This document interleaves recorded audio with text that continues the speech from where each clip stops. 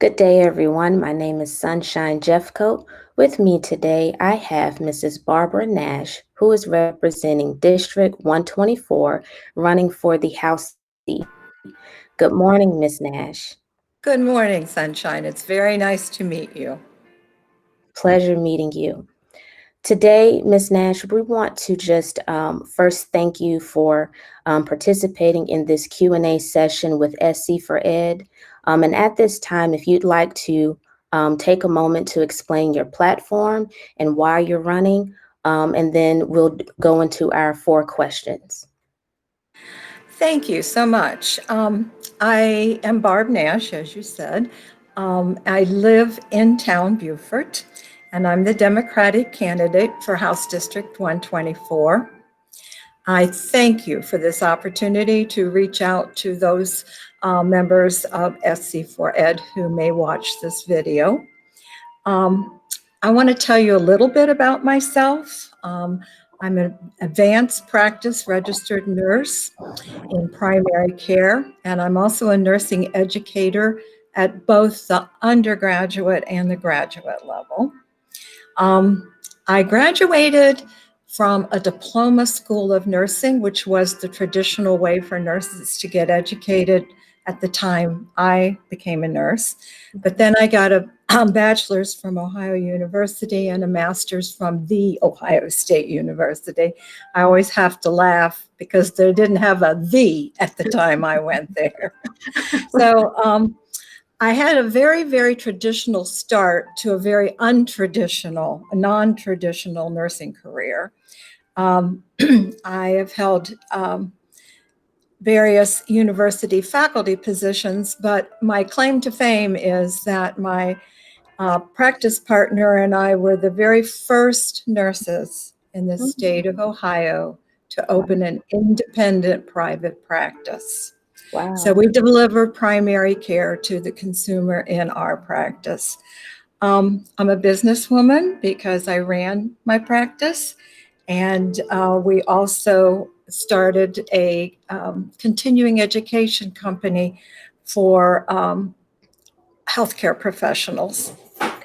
I'm the mother of a daughter who has taught third grade for 30 years. Wow. So even though I've not been in primary education, I have sort of from osmosis, I've gone through her life as a classroom teacher at the third grade level. I'm a lifelong learner. I always say to people, the day I stop learning, you can shovel the dirt in over me. And I'm passionate about education. I am running. There are 3 major planks to my platform. Okay. Certainly, as a nurse, I am very concerned about healthcare. As an educator, I am very dedicated to a robust public education system. And there is a direct link between health and learning. And I believe in a healthy population. I also am adamant about taking care of this earth we live on, and that if we cannot drink the water or breathe the air, nothing else matters. So those are the 3 major planks to my platform. And I'm running because I see that South Carolina likes to hover around the bottom when it comes to ranking nationally for healthcare and education. Yes, ma'am. Yes, ma'am. Thank you so much for that opening statement. What is your opinion of the state of public education in South Carolina today? Well, I have to say that what is right about public education in South Carolina is that we have a lot of young, bright minds that are like sponges, just waiting to soak up knowledge. And we have a lot of dedicated teachers and staff who really want to be successful in their chosen profession. But having said that, there are so many areas that need improvement, so that these students can learn and that these professionals can do their jobs. As you probably know, South Carolina is currently ranked 48th in education. Because the graduation rates were so low, they made it easier to graduate from high school. So those graduation rates went up. But we have a very troubling literacy rate. We have high school seniors who read at a second or third grade level. And public education is not consistent across the state. The quality of it is different depending on an accident of birth, which county you are born in, what the color of your skin is, what the education of your parents happens to be, what their income is.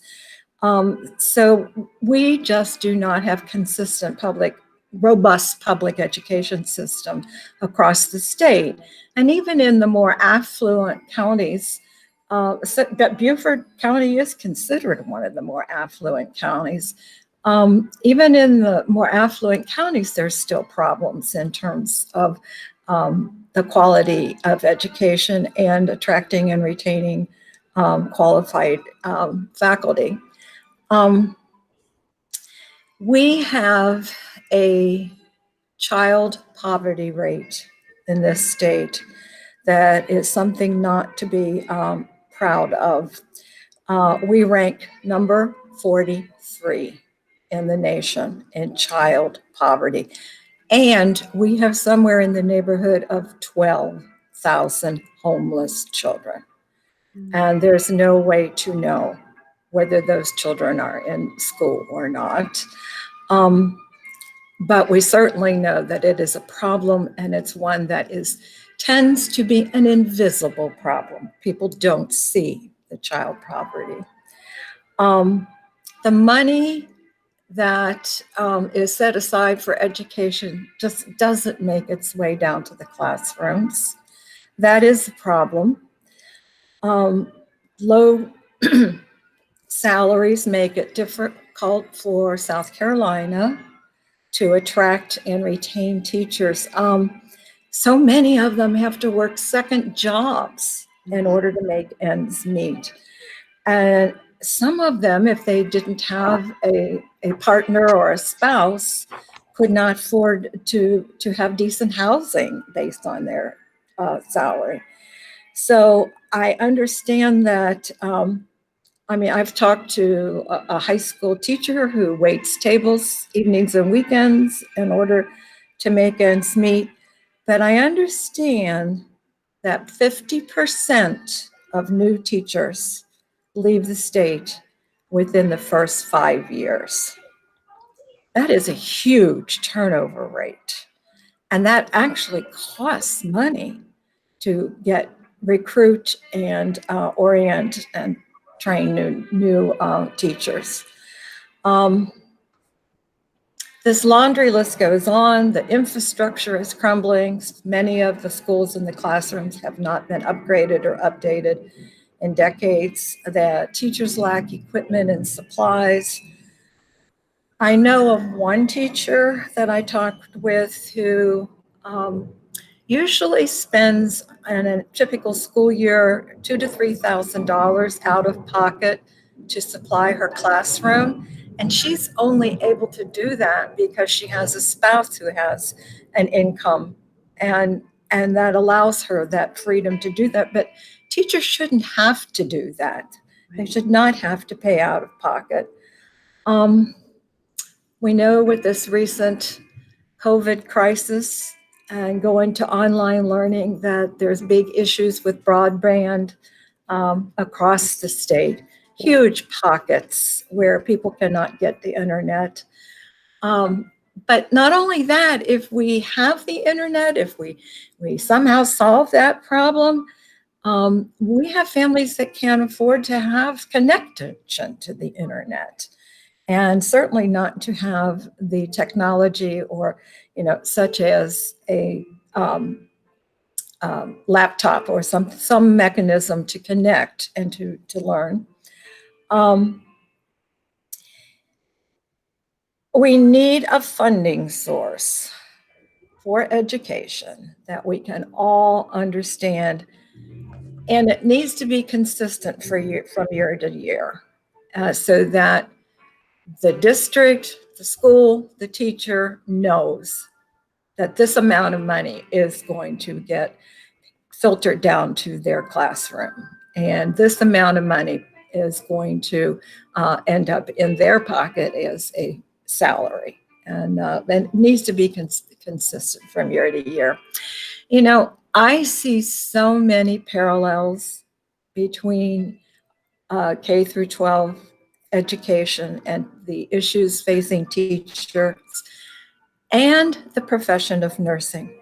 There are just so many parallels. Mm-hmm. Okay, so they're predominantly female professions, even though there's a sprinkling of men filtering into both of them. Mm-hmm. They're predominantly female. They have been always looked at as, you know, sort of a secondary education, a secondary income for a family, but that is not true anymore. That's a primary income for many individuals and for many families. Okay.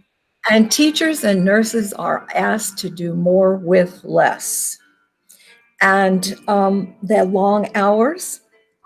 So having been on both ends as a nurse and as an educator, I love it being in the classroom at the university level. It's all the hours I spend at my kitchen table doing all that prep work and all those that grading and stuff. So when you take the salary and figure it out, it comes down to pennies on the hour practically. But there is also a lot of burnout.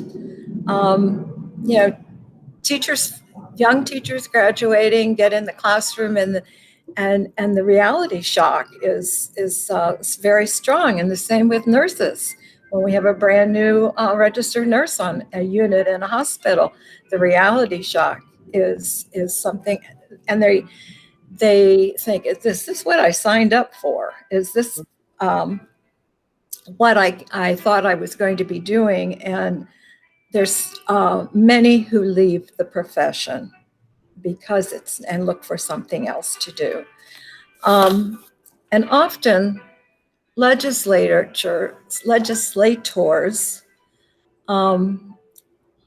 are making decisions about issues that are well outside the scope of their knowledge. They cannot possibly know about everything. And they're not always willing to listen to the experts.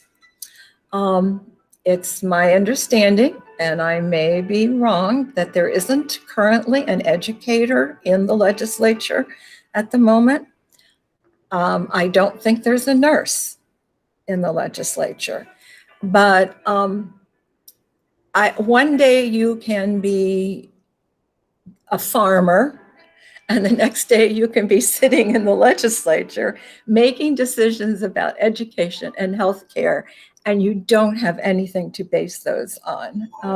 We need active educators in seats in Columbia, and we need healthcare providers sitting alongside of them. And I can bring the perspective of both of those. Thank you for that. That was very detailed, and I took some good notes from that. So, if elected, what would be the first step that you would take to improve public education? And then, coupled with that, you actually touched on the funding. So, we'll make this a two-part question. So, if you're elected, what's the first step you take to improve education? But also, how would you address the funding of public education? Okay. I think we start to improve education by doing a really huge public relations campaign about why education is important. We have to first, as a state, really commit to education being a priority.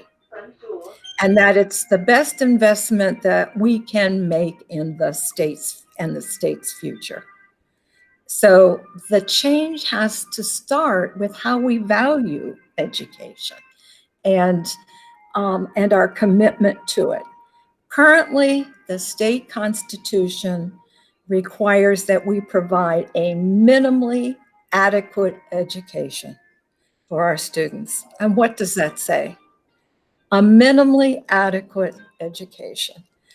And we need to prepare our students to be able to function in the 21st century and be contributing members of society. There are so many things that are linked to people having that good, solid, basic foundation of a public education to build on and contribute to our society.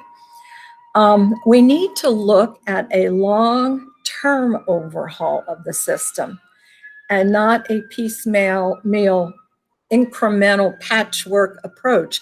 And that's not unique to South Carolina. Many legislatures in many states don't want to do sweeping overhaul projects. They keep putting Band-Aids on projects. And I've had legislators say to me, I don't want to tackle this or I don't want to tackle that because I can't get it done in a term. And I want to go back and tell my constituents I accomplished this. So, wrapping your arms around the education problems is a huge thing. It's huge. And many legislators would rather put a Band-Aid on it rather than looking at sweeping reform of the educational system. But we need to commit to a long-term overhaul of the system. And it would begin with, let's look at repealing and replacing Act 388. We need to have a solid foundation base of funding based on some other model. And I know people get anxious when we talk about property taxes funding education.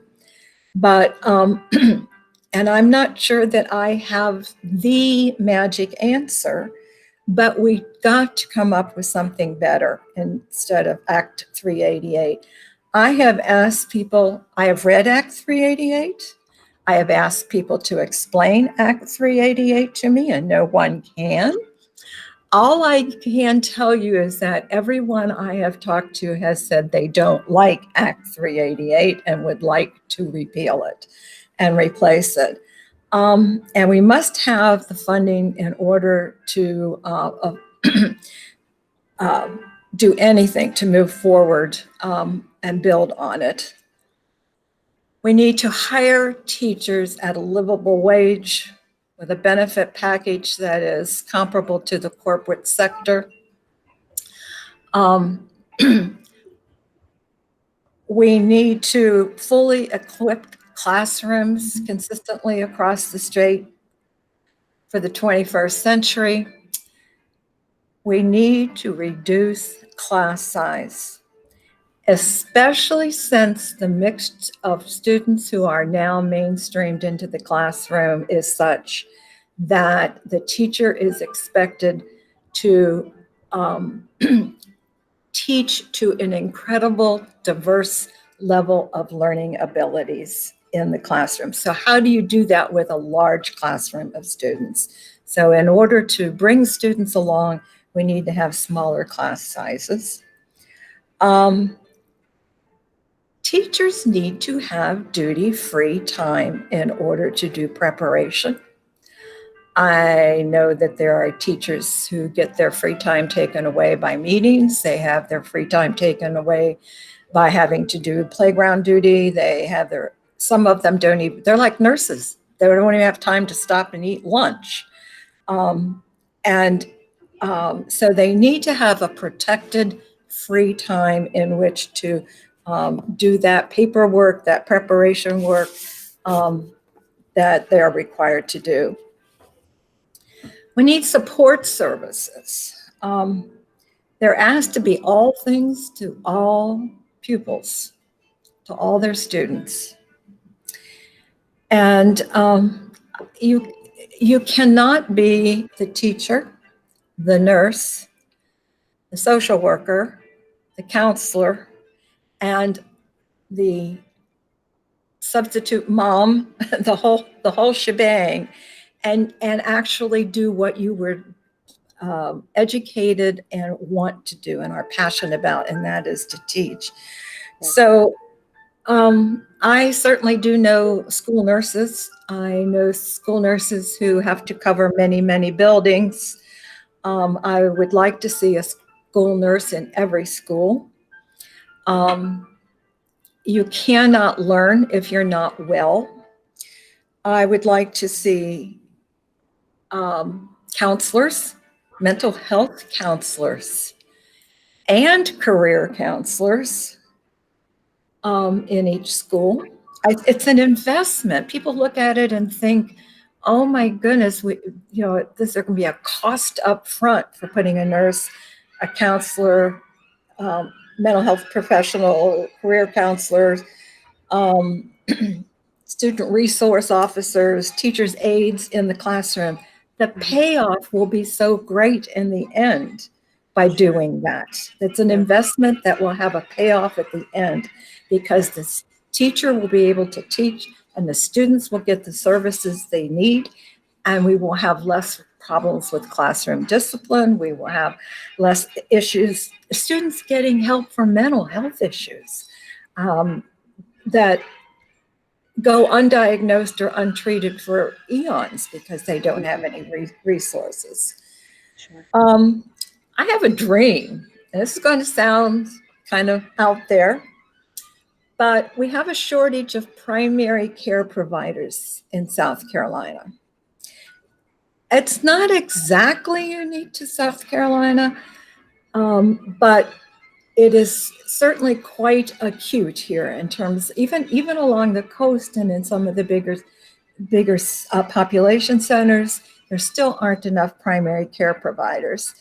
But you go inland and upstate and whatever, there are counties where the hospitals are closing. There are counties where there are no primary care providers. And my dream would be, as an advanced practice nurse, I would like to see that we take away the restrictions that are keeping advanced practice nurses in this state from practicing to the fullest extent of their abilities. I would like to see putting a primary care clinic in schools. And we could put those services together, the counselor, the advanced practice nurse, the social worker, together in a primary clinic in a school. It could even be open to now there's some logistics, I understand, and there's some funding that would go with that, but it would be also open to the community so people could come and get primary care or mental health services or what have you. So I would love to see us do some pilot projects with that model in the school system and see how that goes. Would that be just for high school or middle school and high school? I would like to see it serve all levels of education, and I realize that we need parental permission to see a student and treat them, and that can be worked out. But instead of having a sick kid and sending them to the nurse's office or to the school secretary, I mean, there are places where the school secretary is the one who is, handling whatever the Band-Aid is or the problem. But this is not, this is incredible. It blows my mind. I know of schools where the janitor gives the insulin for the kid. Yes, and that the school secretary is the one who takes care of the drawer full of medicines that the child has to take throughout the day. This is not safe. It is not good practice. And I think we could look at a model that would span K through 12. And that we could work out the kinks in terms of, okay, we get a hold of mom, we need, or whoever's a guardian or whatever, and get permission to see this student and keep them, and with Zoom, I mean, or with telemedicine, we can actually have face-to-face conversations with folks about what's going on. But even if we opened it to the community, to another source of primary care that they don't have, we could make a wonderful marriage between healthcare and education. But And with you explaining it the way that you have, I can actually see how those two coupled together would make practically good sense in the education sector. And you also talked about the various career personnel, the mental health profession, the career counselors. I know I'm just a parent, but I would think that, and this ties in with the topic of funding for public education. I know that salary is a big deal to Mhm. even attract those individuals, the school counselors, the mental health counselors, psychologists, nurses, so on and so forth. It just makes me wonder now, like how can public education become more attractive? Because when I was in school, um, I don't know if you remember Joe Penner, Mr. Knows It. I was on that show and I wanted to be a teacher because I grew up where that was a big deal. If you were a teacher, it was a big deal. It was a very highly respected Active, profession. yes, And it just has a different twist to it now, a different look. And I'm just noticing, even with funding, how little support that educators holistically have. So I was just sitting here thinking, like, that would probably be very good to have in the public education, to have those different individuals in those roles, because mental health is just as important as anything else, even in a child. absolutely, Even in absolutely. a And child. we are seeing more and more children with mental health problems. Mm-hmm. Mm-hmm. Yes. Yes, ma'am. So in your opinion, oh, you had something else? Well, I want to say one of the ways we could do this, I know South Carolina did not accept the Medicaid expansion. Um, and I think South Carolina needs to relook at the Medicaid expansion that was offered to the states. And we could create federally funded health centers that would help to offset the cost of starting a health center at a school Okay. or on the school grounds or near the school. They could house the support services so that school nurses have historically been the ones to do screenings for various things and checked out whether you're up on your vaccines. But we could provide as advanced practice nurses, we could provide a whole range of services. I mean, even having a nutritionist in the center. But one of the ways to attract people would be to look at loan forgiveness. So if you commit to being a nurse, or if you commit to being a advanced practice nurse, if you commit to being a teacher, and you commit to going and serving X number of years, and they've done this with other professions. If you commit to going to underserved areas for 5 years, or whatever number we want to come up with, we will forgive your student loans.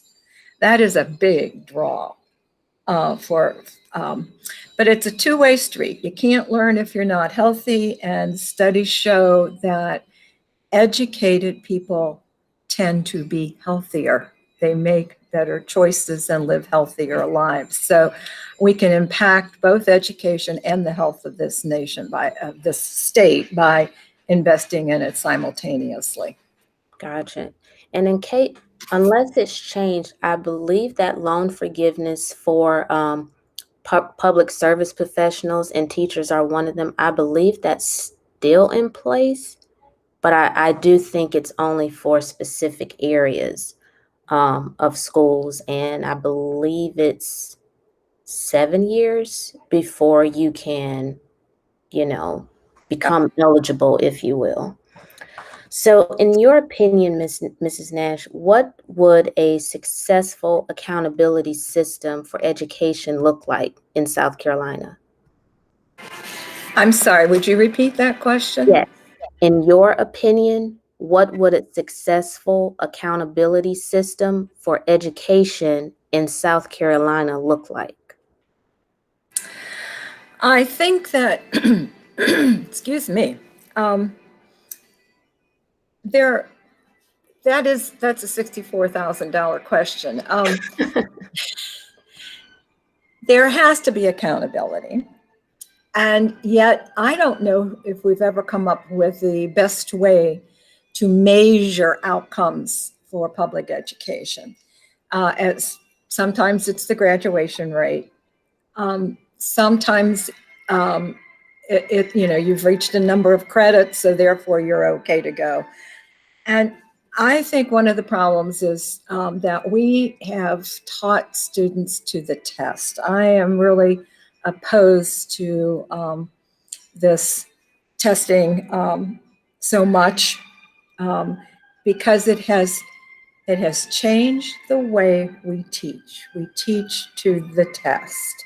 Instead of having the curriculum and then the tests reflect knowledge or understanding of the curriculum, we have the test and we create the curriculum to teach to it. We need some accountability. So there has to be a test somewhere, and I don't know any way to measure outcome, but some students are just not good test takers. There's problems with taking tests.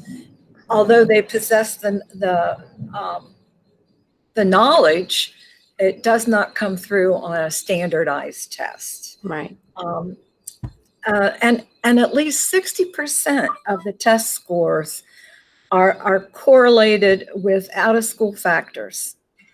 And those are parental education levels, poverty, hunger, mobility, lack of health care, safety, community resources. Only 10 to 15% of the test scores can be traced to the teacher quality. And that comes from Furman University Professor Paul Thomas. Whatever method of measurement of student outcomes we use, the teachers have to get a feedback loop. There has to be information coming back to this teacher so he or she knows where they're doing well and where they have areas of needed improvement. Mm-hmm. I also have been a subject of peer review and having someone come into my college classroom and sit and evaluate me and my teaching. So I do believe in peer review. Okay. But we can have a program whereby if a teacher is not living up to standards, that they enter into a program that would be more of a mentoring program to help that teacher achieve the level of proficiency that is desired. But in terms of how do we measure the outcome of the student? We teach students to memorize and dump. Memorize what I need to know in order to do well on the test and then forget it. We need to teach students how to critically think and how to problem solve. Yes, no matter what method of teaching you use, there's going to be times when you have to memorize something. Mm-hmm. But what we do is a big disservice in teaching them to memorize and dump. What do I need to know in order to pass the test? And not being able to make any links or connections or build on that knowledge. Mm-hmm. So students need to learn how to learn. They need to learn how to think. They Mm-hmm. need to learn how to be critical thinkers. I don't have, other than being a guest speaker in my daughter's third grade classroom, I don't have any teaching experience at that level. But I am the recipient of the graduates from the high schools in the college level. And I Okay. know that they come to university ill prepared. I know that they come to university having inflated grades Mm. because they did not have to work to get those A's. Wow. And now at the university level, I'm asking them to work. I'm asking them to think. I'm asking them to process. And they find that that is a skill they don't have. I've had to tutor college sophomores on how to read a syllabus, how to look at the objectives and use them to guide their learning. Right, right, I, right. I've had to tutor students on how to be good decision makers, and and I teach nursing. I want a nurse taking care of me who can think on his or her feet and critically think and make decisions. Right. So, I'm concerned about their reading levels and under their comprehension levels. So, if we start back here at the beginning and start teaching students how to learn, teaching students how to think, teaching students how to critically think, the knowledge, the bits and pieces of those things that we have to memorize will not be the whole focus. Mm. I think it's Einstein who said, um, I don't bother memorizing things I can look up in a book. But we can't, we have to say Einstein was an incredible thinker. Uh, Sure. um, if I have a nursing student who is having um, upsettedness because they earned a B instead of an A, um, because they weren't able to process and build on previous knowledge and they weren't able to critically think. I talk to them about if you have a roommate who is majoring in accounting and they make a mistake with adding up a column of figures, they can erase that column of figures and redo it. Mm-hmm. If you make a mistake as a nurse, you can kill someone.